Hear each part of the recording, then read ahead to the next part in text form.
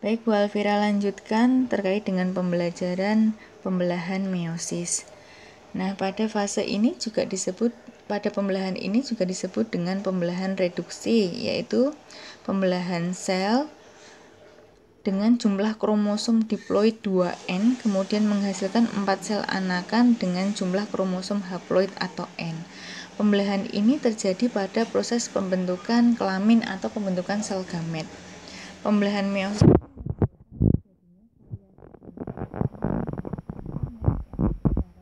itu tidak sama.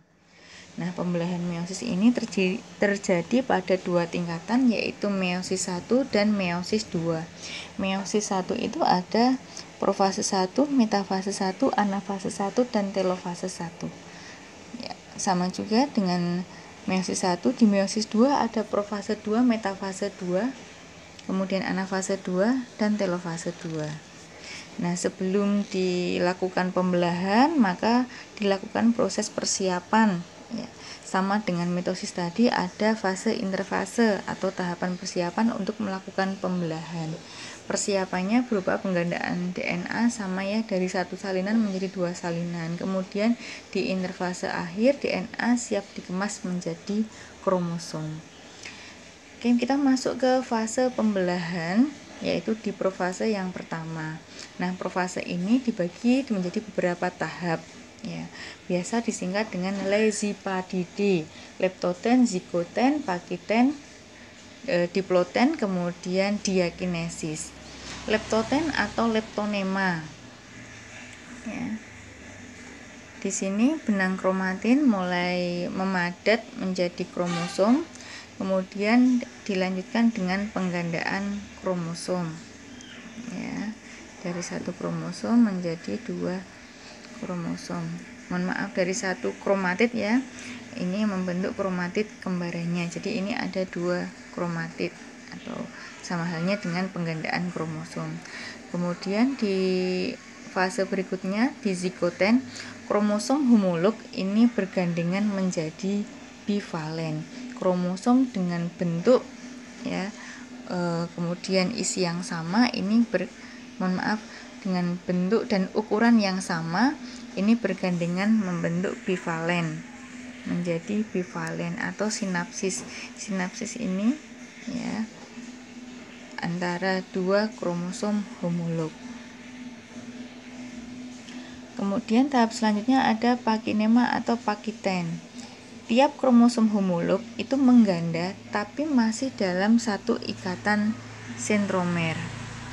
Nah, di sini terbentuklah kromosom tetrat yang merupakan dua kromosom homolog yang saling berpasangan.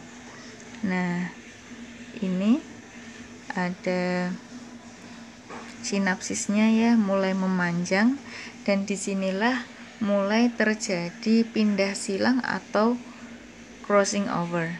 Ini pindah silang atau crossing over. Kemudian di tahapan diploten atau diplonema, nah ini benar-benar terjadi crossing over atau pindah silang sehingga terbentuk kiasma atau kontak atau jalinan dari kromatid yang bersaudara.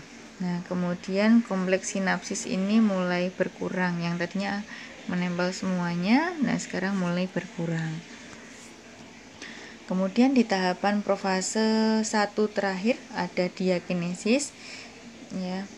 Membran sel inti ini mulai menghilang ya, mulai pudar, kemudian nukleolus juga mulai hilang. Kemudian terbentuk dua sentriol dari masing-masing sentrosom ya. Kemudian dari dua sentriol itu di dalamnya ada mikrotubul yang akan mempersiapkan diri membentuk benang-benang spindle. Nah, kita ganti model sel ya. Secara singkat ya, profase 1 akan nampak seperti ini. Ya. Membran inti mulai menghilang, nukleolus mulai menghilang, mulai terbentuk benang-benang spindle dari sentriol ya. Nah, kemudian kita pindah ke fase metafase 1. tetrat, kalau tadi yang di model sebelumnya itu tetratnya kan ada 3 ya. Nah, di model ini tetratnya ada 2. Tetrat ini mulai terjerat pada benang-benang spindle. Akan nampak paling jelas pada bidang ekuator karena berada di tengah bidang pembelahan. Kemudian kita masuk ke anafase 1. Tiap pasangan kromosom homolog ya akan bergerak ke kutub-kutub pembelahan. Kemudian masuk ke telofase 1 ya. Telofase ini membran inti dan nukleolus mulai muncul dan terjadi sitokinesis. Nah, ini harusnya masih menggabung seperti ini ya. Iya. Ini yang namanya sitokinesis ya. Nah, kalau telofase sudah berakhir maka akan membentuk 2 individu baru. 2 sel yang baru. Nah, tahap ini tidak berhenti pada telofase 1. Masih dilanjutkan ke tahap meiosis 2 yang diawali dengan profase 2.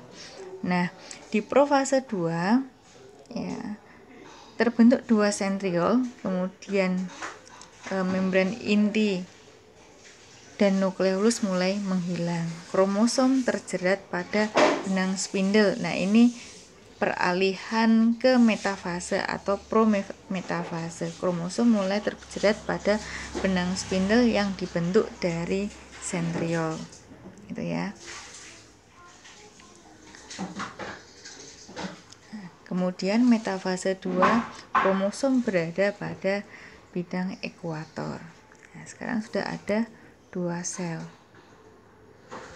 Selanjutnya di anafase 2 ya, sentromer terbelah ya. Tiap kromatid akan bergerak ke kutub yang berlawanan.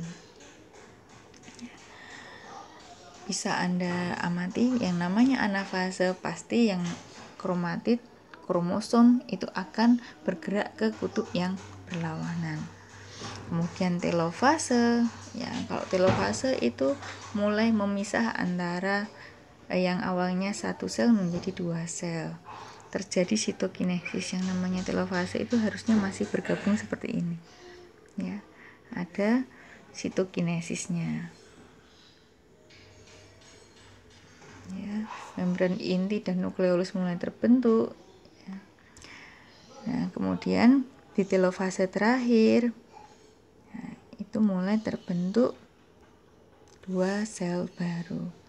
Nah, perhatikan, kalau di meiosis ini dari 1 sel induk menjadi 4 sel anakan dengan jumlah kromosom yang berbeda dari induknya, setengahnya yang awalnya diploid menjadi haploid, kemudian memiliki sifat sel anakan yang berbeda dengan induknya.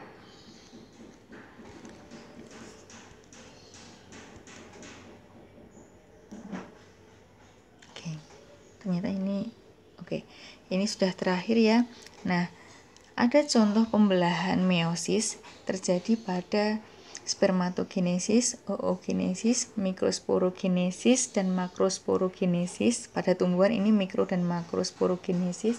Nah, silahkan untuk tugasnya Anda gambarkan proses oogenesis dan spermatogenesis. Tunjukkan keterangan bahwa ini ada pembelahan meosisnya, kemudian ada pembelahan mitosisnya. Ya, silakan Anda gambar secara manual di kertas HVS ya, atau kertas folio terserah. Kemudian masih ada 1 soal lagi ya. Saya akan menggambarkan sel induk, ada gambar sel induk, kemudian saya minta Anda menggambarkan tahap-tahapan tertentu pada pembelahan mitosis maupun meiosis. Silahkan Anda cek tugas ya di menu tugas di Viklas, kemudian jangan lupa absen juga ya. Jika ada yang ditanyakan silakan Anda sampaikan pada kolom komentar. Terima kasih atas perhatiannya. Saya akhiri. Assalamualaikum warahmatullahi wabarakatuh.